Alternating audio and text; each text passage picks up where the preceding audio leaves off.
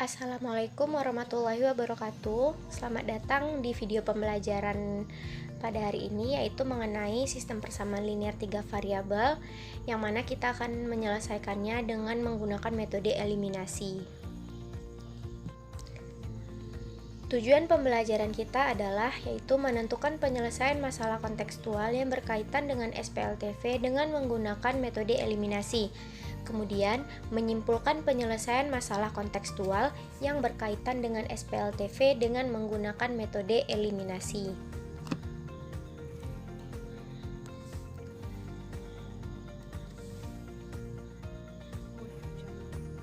Langkah-langkah metode eliminasi yaitu sebagai berikut.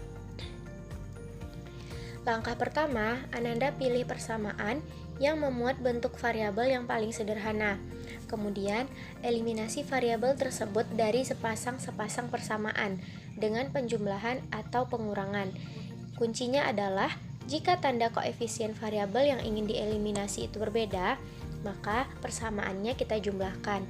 Jika tandanya itu sama, maka persamaannya kita kurangkan, sehingga nanti kita peroleh SPLDV atau persamaan linear yang memuat dua variabel. Langkah kedua, selesaikan SPLDV yang diperoleh pada langkah 1 menggunakan metode eliminasi dengan penjumlahan atau pengurangan, sehingga nilai dua variabel dapat diketahui. Langkah ketiga, Ananda ulangi langkah 1 dan 2 hingga diperoleh nilai variabel ketiga. Kemudian tuliskan himpunan penyelesaiannya. Contohnya yaitu tentukan himpunan penyelesaian dari sistem persamaan berikut. Nah, ini persamaannya. Di sini Ibu tidak memberikan masalah kontekstual karena pada video sebelumnya Ibu udah memberikan materi bagaimana menyusun dan memodelkan suatu permasalahan menjadi sebuah SPLTV. Oke, penyelesaiannya yaitu kita pertama akan menentukan variabel Z. Sebenarnya boleh terserah mau variabel X dulu yang ditentukan atau variabel Y dulu. Nah, di sini Ibu ingin menentukan variabel X terlebih dahulu dengan menggunakan persamaan 1 dan persamaan 2 serta persamaan 1 dan persamaan 3. Kita eliminasi terlebih dahulu variabel X. Nah, ini persamaan 1 dan 2-nya. Perhatikan koefisien pada variabel X. Yang pada persamaan 1 itu koefisiennya negatif 2. Pada persamaan kedua, koefisiennya itu adalah 1. Nah, kita samakan terlebih dahulu penyebutnya supaya nanti bisa dieliminasi. Maaf, kita samakan dulu koefisiennya. Nah, yang persamaan 1 kita kalikan 1, persamaan kedua kita kalikan 2. Kuncinya sebenarnya kalau di atas itu angkanya 2, yang di bawah 1, maka pengalinya itu kita balikin aja. Jadinya yang di atas 1, yang di bawahnya 2. Sehingga didapatkan persamaan sebagai berikut. Sekarang Ananda lihat tanda pada variabel X itu berbeda. Yang persamaan 1 itu tandanya negatif dan persamaan kedua tandanya positif. Kalau tanda berbeda, maka persamaannya kita jumlahkan. Didapatkan 4Y tambah 4Y adalah 8Y, kemudian negatif Z tambah 4Z adalah positif 3Z, 4 tambah 32 adalah 36. Didapatkan persamaan baru yaitu 8Y tambah 3Z sama dengan 36. Nah, di sini memuat dua buah variabel Y dan Z. Kita buat dia sebagai persamaan keempat. Kemudian persamaan 1 dan 3. Nah, karena tadi kita mengeliminasi variabel X, di sini kita juga akan mengeliminasi variabel X lagi, tapi dengan persamaan 1 dan 3. Di sini angkanya udah sama-sama 2. Jadi langsung aja kita operasikan. Karena tanda berbeda, maka persamaan ini kita jumlahkan. Negatif 2X tambah 2X itu habis, dan 4Y tambah negatif 5Y adalah negatif Y. Negatif Z tambah 3Z adalah positif 2Z, 4 tambah 1 sama dengan 5.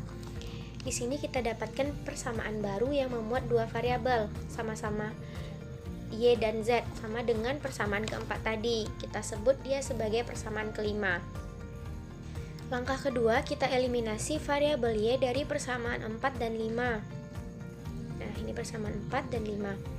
Karena yang akan dieliminasi itu adalah variabel Y, maka kita samakan terlebih dahulu variabel Y-nya. Di persamaan 4 koefisiennya itu 8, di persamaan 5 koefisiennya itu negatif 1. Jadi yang di atas kita kalikan 1 dan yang di bawah kita kalikan dengan 8. Sehingga didapatkan persamaan sebagai berikut.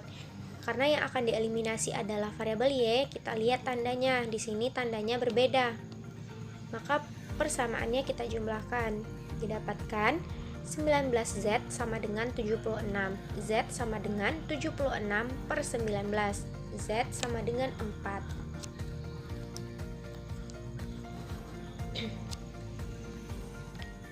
Selanjutnya, kita akan menentukan variabel Y dengan mengeliminasi variabel Z dari persamaan 4 dan 5. Karena yang akan dieliminasi adalah Z, maka koefisien Z kita samakan terlebih dahulu. Persamaan 4 kita kalikan dengan 2 dan persamaan 5 kita kalikan dengan 3. Didapatkan persamaan sebagai berikut. Nah, perhatikan tanda pada variabel Z, sama-sama positif atau tandanya sama. Maka persamaan ini kita kurangkan. Didapatkan 19Y sama dengan 57. Y sama dengan 57 per 19. Y sama dengan 3. Langkah ketiga yaitu kita akan menentukan variabel X dengan cara menggunakan persamaan 1 dan 2 serta persamaan 1 dan 3. Kita eliminasi variabel Z. Nah, ini terlebih dahulu persamaan 1 dan 2. Karena yang akan dieliminasi itu adalah variabel Z, maka kita samakan koefisien variabel Z-nya. Yang di atas kita kali 2, yang di bawah kita kalikan dengan 1. Didapatkan persamaan sebagai berikut. Nah, kita lihat tanda pada variabel Z itu berbeda. Yang di atas negatif, yang di bawah positif. Maka persamaan ini kita jumlahkan. Didapatkan negatif 3X tambah 10Y sama dengan 24. Ini merupakan persamaan baru yang memuat dua variabel yaitu X dan Y. Pada persamaan 1 dan 3 kita juga akan mengeliminasi variabel Z. Nah, kita samakan terlebih dahulu koefisiennya. Yang persamaan 1 kita kalikan 3, persamaan ketiga kita kalikan dengan 1. Didapatkan persamaan sebagai berikut. Nah, karena kita ingin mengeliminasi variabel Z, maka kita perhatikan tanda. Di sini tandanya berbeda. Yang di atas negatif, yang di bawah positif. Didapatkan negatif 4X tambah 7Y sama dengan 13.